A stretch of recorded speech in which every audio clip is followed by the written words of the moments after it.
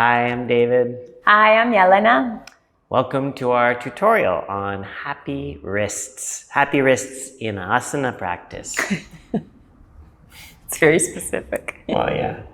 I mean, I hope your wrists are happy all the time, but sometimes they get unhappy when you're doing yoga practice. Anyway, this is really valuable information. I'm sure you know that. That's why you're here, right? So make sure to let us know that you like it. And please let us know if you want to see something else. Give us a comment. Give us a follow. I can never remember which side it's on. It's on that side. Okay? And share it. Share it with someone else that you know has wrists. Okay? All right. So what's the deal with wrists? Well, they often start to hurt because we're putting a lot of pressure on them, and the pressure isn't always even, right? So basically, we need to figure out how to keep the pressure on the wrists even as we go through all these crazy movements that our practice requires us to do. I would say there's two places that are the most common for wrist pain. One is in Chaturanga Dandasana, which is four-limb staff pose, that push-up position that people do in the vinyasa sequence. And then the other one would be upward facing dog.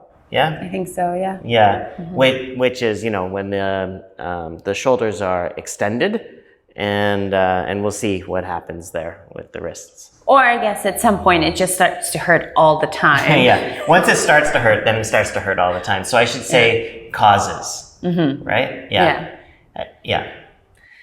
So let's look at the Chaturanga Dandasana one first, okay? Chaturanga Dandasana is tricky because your wrists start to hurt because other parts of your body aren't keeping up, basically. So the way that we would want to do Chaturanga Dandasana ideally is with the elbows over the wrists as we lower down, which means that the torso comes parallel to the floor, with the arms, the upper arms, basically coming forward of the elbows. So very hard to do. Yeah. What happens a lot of the time is because that's so challenging, people end up bringing the elbows too far back or out to the sides and off the line of the wrists. And what happens then is that the inside edge of the palm lifts, which you can see on Jelena's hands. They're we call it tenting. I call it tenting. The inside of the palm lifts away from the floor. So the weight isn't even on the hands, but that also means the weight isn't even on the wrists. And that also happens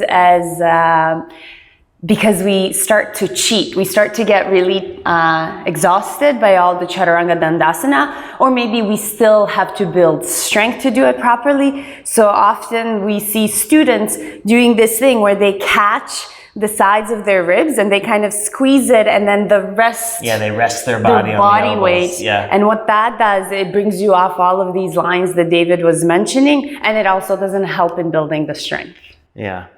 So you can see it's a simple rule, basically. It is that you need to keep the elbow over the wrist, but it's not easy to do. It's very difficult. Of course, you might want to do that, but what happens when you can't? What happens when you're feeling too weak or your wrists are already hurting? Maybe they're already sensitive. Well, first you need to make sure that your lines are good. So even if we're going to modify in other places, we still want to make sure that the elbows are going to stay over the wrist and that the hands stay flat on the floor. And let's define what that means. That means the index knuckles of the hands, so all of those knuckles there, are pressing down into the mat, but the fingers might kind of lift a little bit off the floor. The fingertips press down, the tip of the thumb presses down, maybe the fingers lift, but the hand stays flat, or at least the knuckles of the hand. You might even feel like the inside of your palm lifts a little bit away from the floor, creates a little suction. Suction, yeah. Sometimes like a little farting sound. But we know it's just your hand, for sure. Okay. And once you have that line, okay, then you might want to put your knees onto the floor to mitigate the weight in the upper body, to make it a bit easier to hold that alignment. So the knees can be down, and then you're going to have to be really intentional, conscientious about tracking the elbows over the wrist, which means the shoulders have to come forward. I know it's so hard, even with the elbows down. Don't let the elbows come back. Make sure the index knuckles stay connected to the mat and then come down. Even this is going to be super hard if you're not used to doing it. So you might just want to come all the way down, right onto your chest. And then from there, elbows are still over the wrist, so you're in a good spot. You could come into your upward facing dog. There's nothing wrong with coming all the way down onto the stomach. That's totally fine. You're going through the entire range of motion. That's going to build strength. You're going to keep your wrists safe because the elbows are stacked over them. Everything is fine with that. And then over time, you'll be able to keep the chest off the floor.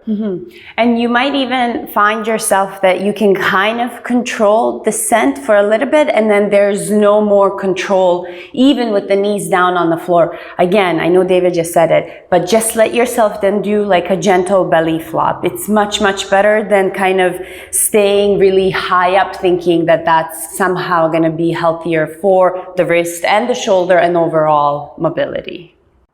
Okay. And then kind of moving from that. So basically we're saying elbows over the wrist, palms flat. And we're going to carry that forward now into upward facing dog. And here is another place very common for wrist pain to show up because people are coming too far forward with the shoulders. Okay. So we want to make sure that this line here doesn't happen where the shoulder comes too far past the wrist and you get too much extension in the wrist and you're collapsing in the front. So it'll either show up with kind of like a pulling in the back of the wrist here, or you're going to feel like sharp compression pain in the front of the wrist. Very common.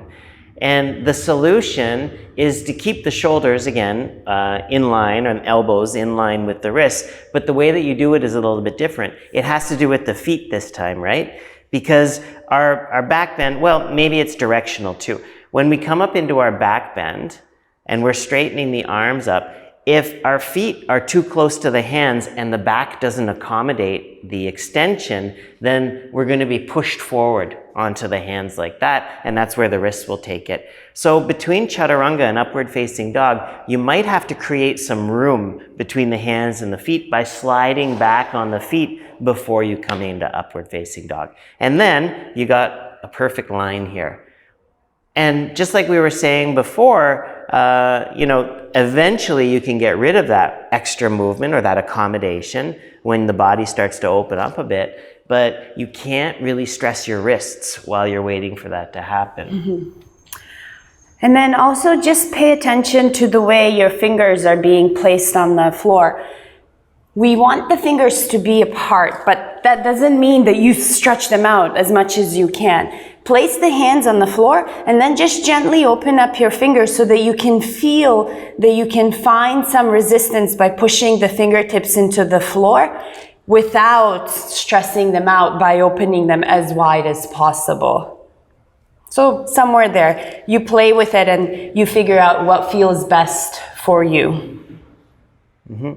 And we've mentioned this in other tutorials too, but when you're doing something like upward facing dog, again, it's not only the shoulder coming past the wrist, but we also have to make sure there that we're keeping the palm, the index knuckles flat on the floor. So it's a slightly different action, but make sure the arms stay slightly internally rotated in upward facing dog as you're pulling through.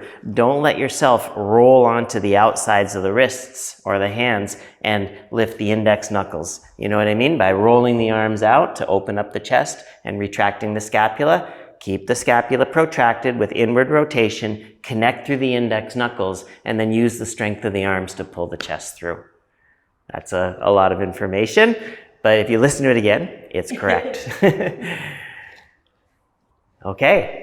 So, happy wrists. It's possible. Your wrists don't have to hurt. They shouldn't hurt when you're doing a practice.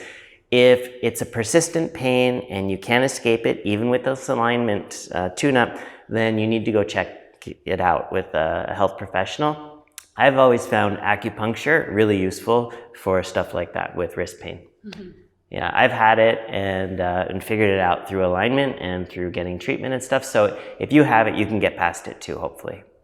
And then if you are going through wrist pain too, that might mean that you have to scale back a little bit in your practice, modify, and just let it heal, because even though now you have the technique, we've given you the information, applying it isn't gonna solve the problem right away because there's just too much soreness and inflammation there. So that just takes time for it to calm down and then slowly reapproach it. So really practice mindfulness.